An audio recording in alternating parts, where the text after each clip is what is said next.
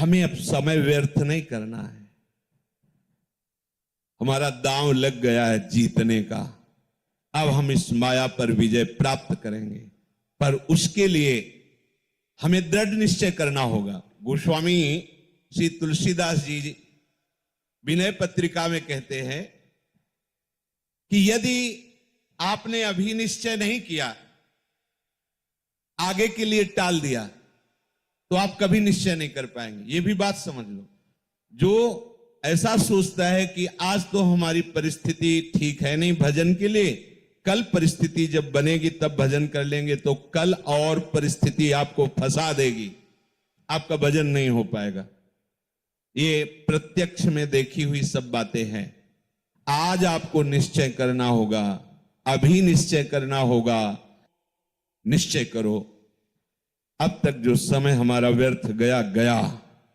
अब मैं मोह ममता में, भोगों के राग में अब समय व्यर्थ नहीं जाने देंगे। अब तक जितनी आयु गई गई, अब हम मुझे पश्चाताप नहीं करना। कल किसी ने एकांतिक में वहां प्रश्न किया था कि हमारा बहुत सा जीवन व्यर्थ चला गया, मुझे लगता है कि अब मुझे भगवत प्राप्ति नहीं हो पाएगी, क्योंकि पूर्वाभ्यास विषयों का है, बहुत सा जीवन विषयों में चला गया, अब मेरा कल्याण कैसे हो सकता है। बस यही स्वीकार कर लो, अगर एक श्वास बची है तो एक श्वास में भगवत प्राप्ति हो जाएगी, एक श्वास में भगवत प्राप्ति हो जाएगी। क्या अब जितनी श्वासें बची हैं वो केवल प्रियालाल के लिए, बस राधा राधा राधा। तो हमारा वर्तमान में जो श्वास चल रही है, इसमें हमने नाम लिया, और अभी श्वास पूरी हो जाए तो हम श्री जी के पास पहुंच जाएंगे। हमें घबराना नहीं है, हमें निश्चय करना है कि अब तक जो व्यर्थ आयु गई, समय गया गया, अब नहीं जाने देंगे। अब लो नशानी अब ना नशे, अब नहीं। क्यों? क्योंकि प्रभु की कृपा से ये अविद्या की रात्रि, मोह की रात्रि अब खत्म हो गई है।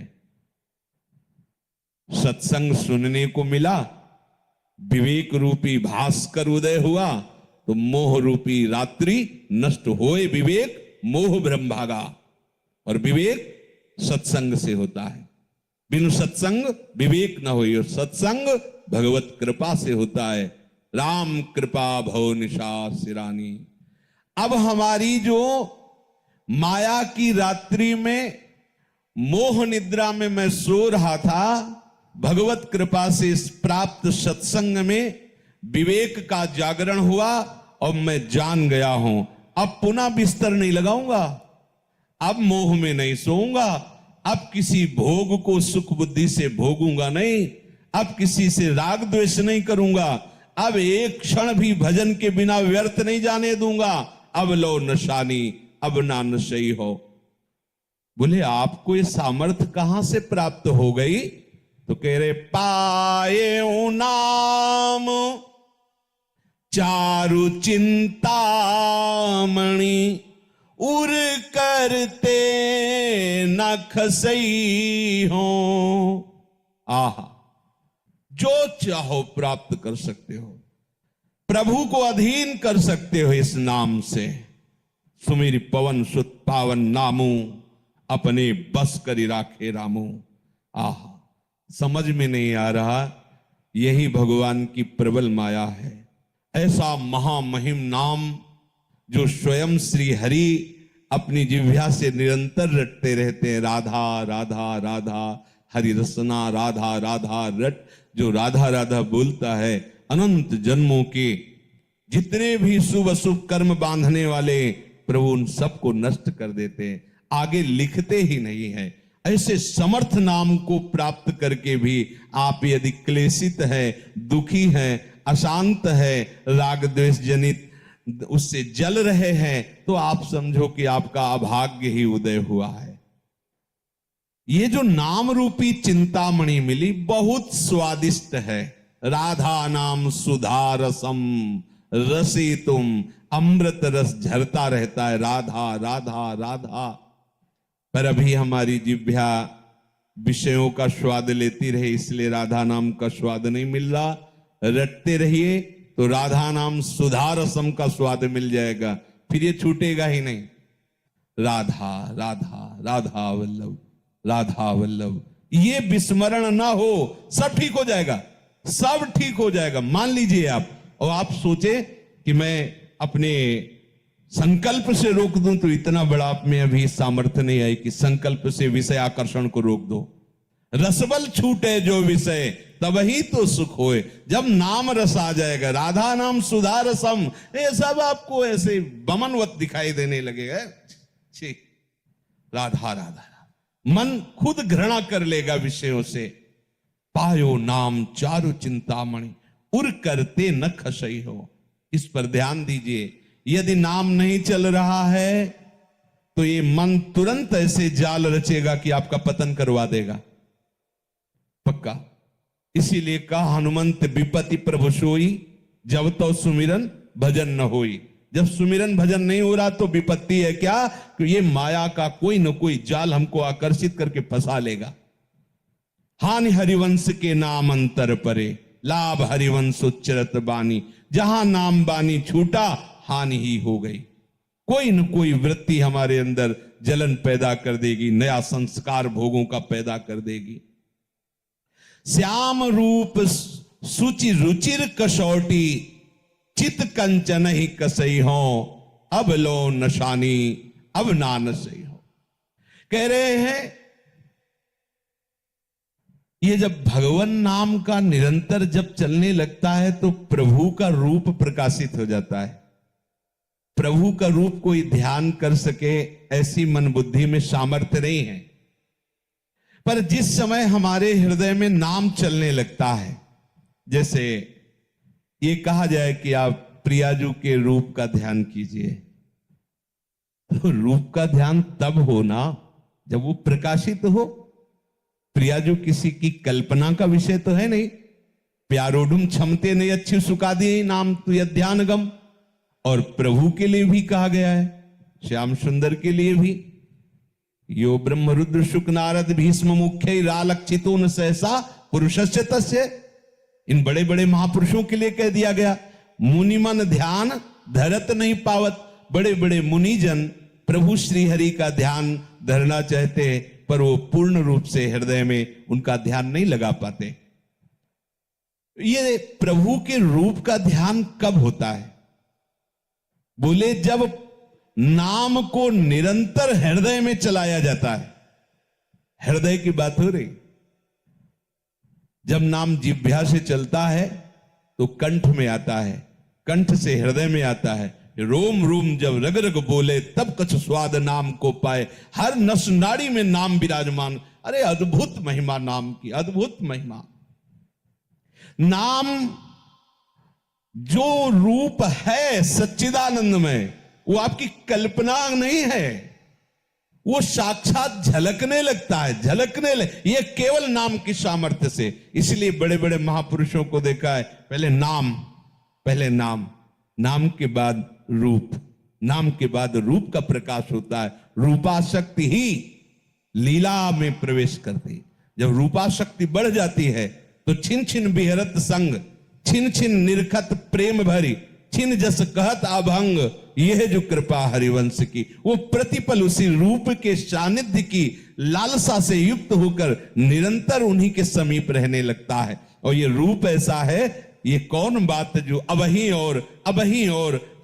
और है, ये प्रतिपल वर्धमान रूप है। इसीलिए कभी भी रूप का पान करते हुए तृप्ति ही नहीं होती, क्योंकि प्रतिपल वो नया नया रूप प्रकाशित होता रहता है। तो प्रभु के श्याम सुंदर रूप की कसौटी बनाकर चित्त रूपी सोने को कसूंगा, अर्थात हमारे चित्त में सदैव वो रूप समा जाए। देखो, सारी साधना का उद्देश्य एक ही है, चित्त की एक एक वृत्ति भगवदाकार हो जाए। जब योगी लोग योग साधना में तत्पर होते हैं तो चित्त वृत्ति का निरोध करके समाधि में स्थित होते हैं। भक्तजन प्रभु के नाम गुणगान के बल पर अपने चित्त की एक एक वृत्ति का भगवदाकार स्वरूप प्रकाशित कर देते। मुरारी पादार्पित चित्त वृत्ति, एक एक वृत्ति भगवदाकार। समझिए हमारी उपासना का स्वरूप क्या है। हम तभी मानेंगे कि ये खरा सोना है जब कसौटी पर कस लिया जाता है, तो हमारे चित्त का परिवर्तन हो गया है। इसकी कसौटी क्या है? हमारे आराध्य देव का रूप हमारे चित्त में समा जाए। श्याम रूप सुचि रुचिर कसौटी, चित कंचन ही कसई हो, अब लो नशानी अब ना नशई हो। ये प्रिया प्रीतम का ऐसा रूप है कि जो इस रूप के रसिक हो गए उनको ज्ञान वैराग्य धारण नहीं करना होता। पिय मूर्ति नयनन बसे तेहि रस रहे समाए, ये लक्षण सुनि प्रेम के और न कछु सुहाए, और न कछु सुहाए। फिरे अपने मदमातो कुटुंब देहते जाए, छूट सब ही विधि नातो। ऐसा बावरापन चढ़ता है। उस बावरेपन का जो वैराग्य होता है वही प्रशंसनीय होता है। जैसे हम कोई वस्तु का त्याग करते हैं तो त्याग का राग रहता है अंदर, तो अहम रहता है। तुम क्या समझते हो, मैं आज एक एक रोटी मांग कर उधर पोषण करता हूं, पर कल जमींदार था। त्याग का राग अंदर बैठा हुआ है। सुना है हमने। पास में एक संत रहते थे, वो धनी घर से थे, तो किसी संत से उनका कुछ ऐसा मनमुटाव हो गया, तो कहा तू क्या समझता है, तेरे जैसे नौकर थे मेरे घर में, तेरे जैसे नौकर थे मेरे घर में, ये तो भगवत प्राप्ति के लिए बाबा जी होना, तुम ऐसा वैसा समझते हो। क्या हो गया? बाहरी विषयों का त्याग होने पर भी अंतर में जो विषय का त्याग का राग है, अहम है, वो भगवत प्रेम नहीं होने देगा। खास बात है अंतर से विषय राग का त्याग, चाहे वो ज्ञान मार्ग हो चाहे वो प्रेम मार्ग हो। अगर हमारा किसी भी वस्तु व्यक्ति स्थान का राग अंदर है तो आप ना ज्ञानी हैं, ना आप वैरागी हैं, ना आप प्रेमी हैं। जब विवेक जागृत हो गया तो वो राग का नाश करता है ज्ञान मार्ग में। और भक्ति मार्ग में जब रूपाशक्ति हो गई तो बावरापन आ गया, तो अपने आप सब छूट जाता है। और ये छूटना ऐसा प्रशंसनीय छूटना होता है कि पूछो मत। इसमें वस्तु का स्वरूप से भी त्याग, उसके राग का त्याग, उसकी स्मृति का त्याग। आई ब्रजनारी सुनत बंसीरो, गृह पति बंधु बिसारे, त्यागे नहीं बिसारे, विस्मरण है। कुटुंब देहते जाए, छूट सब ही विधि नातो। अगर ये बातें आपके हृदय में नहीं है तो धीरे धीरे भक्ति का पाखंड रूप हो जाता है। भक्ति रोग ग्रसित हो जाती है, पाखंड होने लगता है, अपने मान सम्मान की रक्षा के लिए नाटक होने लगता है। शुद्ध भक्ति से हम रहित हो जाते हैं। अपने प्यारे के रूप रस का पान करने की जिसके हृदय में व्याकुलता पैदा हुई है वो सावधान हो जाए, नाम न छूटने पावे। नहीं, रूप आप संभाल नहीं पाओगे। नाम ही ऐसी सामर्थ्य है जो रूप को आकर्षित करके हृदय में बंदी बना देता है। आराध्य देव का रूप कभी जाता ही नहीं है, हर समय बना रहता है। भाई जी महाराज बहुत विचारवान महापुरुष, उन्होंने कहा प्रभु यदि सामने हो तो भी नाम मत छोड़ना। आप देखो कितने घाटे का सौदा आप पसंद कर लेते हो। यहां कह रहे प्रभु सामने हो तो भी नाम मत छोड़ना। त्रिभुवन की राज्य लक्ष्मी देने पर भी आधे पल के लिए नाम मत छोड़ना। और हम उपासक हैं, हमारी दशा क्या है? थोड़े से अपमान की स्थिति में हम घंटों बोलते रहते हैं, थोड़े से सुख लाभ के लिए हम प्रभु का विस्मरण कर देते हैं। कैसी हमारी उपासना है? क्या हमारी भक्ति की स्थिति है? इसमें कसौटी कसो अपने चित्त को कि प्रभु के चिंतन के सिवा और क्या चिंतन होता है। ध्यान दो, अंदर अंतर्मुख होकर देखो। अगर आप ऐसा चिंतन नहीं करते, केवल बहिर्मुख इसी मान अपमान निंदा स्तुति लाभान सुख दुख में विचरण करे, तो आप संसारी हो, चाहे जो वेश धारण किए उससे विशेष लाभ आपको नहीं मिलेगा। हमारी उपासना का स्वरूप है देह राग विस्मरण हो करके प्रभु के स्मरण में तन्मय हो जाना। तन्मया, नाम चल रहा है, रूप चल रहा है, प्रभु की कोई बातें हमारे चित्त में आह्लाद उत्पन्न करें, उसी में डूबे हुए सेवा में हैं, कीर्तन गान कर रहे, लीला गान कर रहे हैं, नृत्य कर रहे हैं, उत्साहित हो रहे। हमें ये नहीं देखना कि कोई देख रहा है इसलिए मैं ऐसा कर रहा हूं। अगर ऐसी भावना है तो फिर शुद्ध भक्ति प्रकाशित होने में विलंब लगेगा। हमें केवल अपने आराध्य देव को देखना है। मेरे प्रिया प्रीतम सा, उनके लिए मैं नाच रहा हूं, उनके लिए मैं गा रहा हूं, उनके लिए ही हमारा जीवन। अगर आप ऐसा चलेंगे तो आप में ऐसी सामर्थ्य आ जाए कि ये इंद्रियां आपको फंसा नहीं पाएंगी। गोस्वामी जी कह रहे, परबस जान हंस्यो इन इंद्रिन निज बस होए न हंसई हो। जब मुझे भगवत शरणागति नहीं मिली, भगवान नाम महिमा मेरे हृदय में प्रकाशित नहीं हुई, तब तक इन इंद्रियों ने मेरी दुर्दशा कर दी। देख लो कैसी दुर्दशा है, श्वान की तरह दुर्दशा है। श्वान जूठी पातरे चाटते घूमता है जैसे, ऐसे ही ये मन और इंद्रियां मिलकर भोगे हुए विषय को बार बार भोगने की इच्छा, सुने हुए विषय को भोगने की इच्छा। क्या है, मेरी हंसी उड़ा दी, मजाक बना दी। जो आत्मस्वरूप भगवद अंश है वो एक निम्न कोटि के विषयों में कैसा स्वान की तरह भटक रहा है। नाना प्रकार की कुचेष्टाएं उसको बस में किए हुए हैं, परवश हो गया। क्यों? क्योंकि वो अपने बल को भूल गया, अपने सामर्थ्य को भूल। हमारी सामर्थ्य, हमारा बल कौन है? मेरे अंशी प्रभु हैं, मेरे बल श्री वृंदावन रानी। अहंकार का बल यहां काम नहीं करता, रौंद देगी माया। यहां बल आराध्य देव का काम करता है।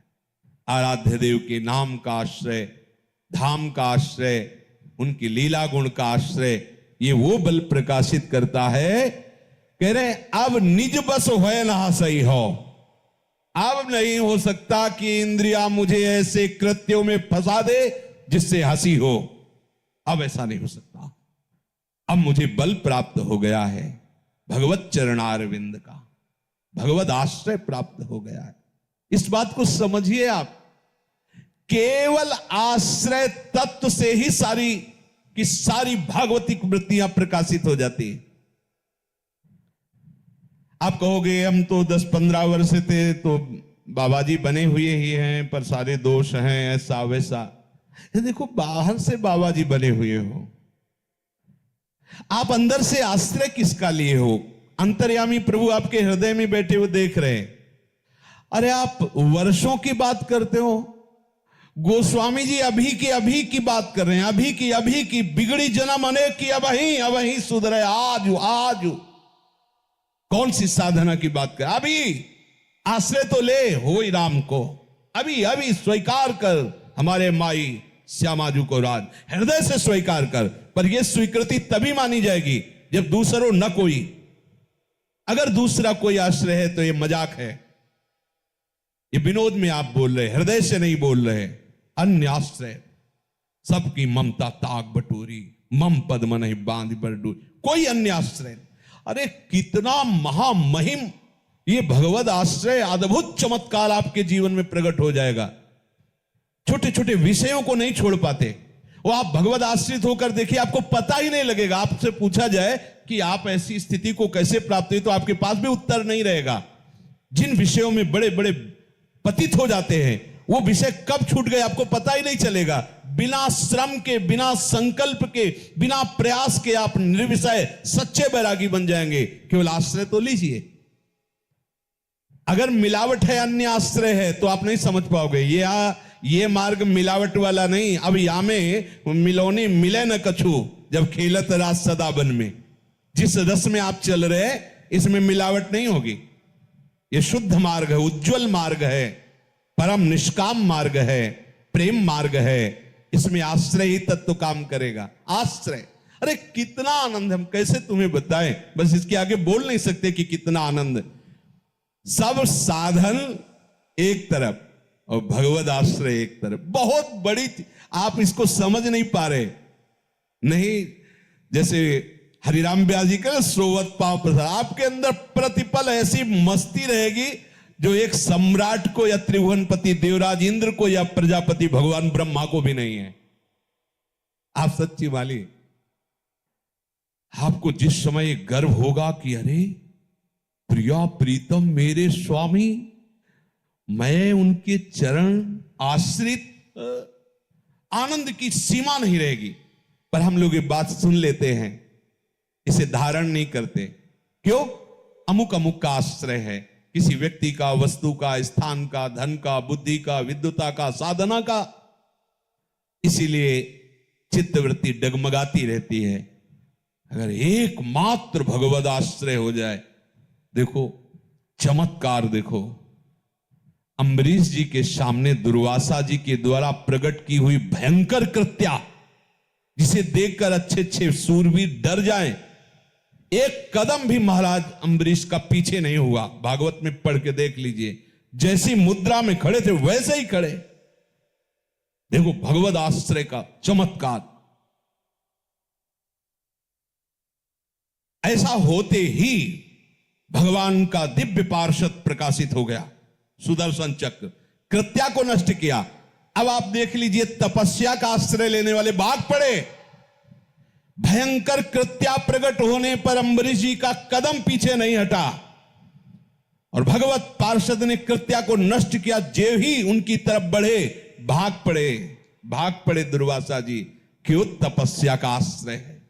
कहां भागे? त्रिभुवन में भागे, भगवान के पास भी गए। भगवान ने कहा, सुदर्शन अस्त्र मेरा है, पर इस समय मेरे आज्ञा में नहीं, अब इस समय अम्बरीश जी की आज्ञा में है। अम्बरीश जी क्षमा करे तो तुम्हारा क्षमा हो सकता है, नहीं तो सुदर्शन तुम्हें जला देगा। भगवद आश्रय हृदय में बैठा लिए। ये जो हम शरीर का आश्रय लिए हैं, भोगों का आश्रय लिए हैं, अपने रिश्ते सामने संबंधियों का आश्रय लिए हैं, ये नाशवान है। ये तुम्हें सुख नहीं प्रदान करेगा, ये दुख योनयः, इसे दुख ही दुख प्रकट होता जाएगा। मान लो, संतों और शास्त्रों की बातें मानने से ही भगवत तत्व प्रकाशित होता है, उसे जान जाओगे आप। और जहां आप जान गए तो जानत तुम्हें हो, आप भगवत स्वरूप हो जाओगे। ब्रह्मविद ब्रह्मयु भवति। मन मधुकर पनकै तुलसी, रघुपति पद कमल बसई हो। कह रहे कि अब अपने मन रूपी भ्रमर को प्रण करके, देखो इसमें प्रण शब्द जो हो वो सामर्थ्यशाली महापुरुष ही कहते हैं, और सामर्थ्यशाली वही है जो ऊपर वाली पंक्ति, पायो नाम चार चिंतामणि उर करते न खसई हो। अगर आप नाम बल हृदय में लिए हुए हैं, श्री हरिवंश नाम बल रहो, अपने मन भाई सब कहो, रहो शरण हरिवंश की। हरिवंश नाम बिसरे न छिन, श्री हरिवंश सहाय बल। हरिवंश भरोसे भय निडर, सुनित गर्जत हरिवंश बल। अब अपने मन मधुकर को अपने आराध्य देव के चरण कमल रूपी, ये ऐसे सुकुमार, ऐसे रसदाता चरण कैसे तुम्हें। सत प्रेम सिंधु मकरंद रसौग धारा। प्यारी जू के श्री चरणों से प्रेम धारा बहती रहती है। बस आप केवल अपना सर झुकाइए इनके श्री चरणों में। बड़े महामहिम चरण हैं गौरी प्रिया जू के। ये लाल जू के हृदय संपुट में छुपा हुआ धन है। श्यामा जू के चरणन की बलिहारी, जे हैं बसत किशोर लाल के प्राणन मध्य सदारी। तो मैं प्रण करता हूं कि अपने मन रूपी भ्रमर को अपने आराध्य देव जी के श्री चरण कमल में बसाऊं। जैसे भ्रमर जो है वो अन्य फूलों पर घूमता रहेगा, पर जब कमल में आएगा तो वहां पराग के लोभ से वो सब भूल जाता है और वहीं बैठ जाता है। तो सुख के लोभ से अन्य विषयों में घूमता हुआ रहा मन, आज मैं प्रण करके इसे अन्य विषयों से हटाकर अपने आराध्य देव जी के चरणों में समर्पित करता हूं, जो महासुख का स्वरूप है। अब लो नशानी, अब ना नशई हो। अब तक हमारे समय को इस माया ने व्यर्थ नष्ट किया। अब मैं नियम लेता हूं, प्रण करता हूं कि अब समय को व्यर्थ नहीं जाने देंगे। समय का जो व्यर्थ जाना है वो हमारे लिए बहुत बड़ा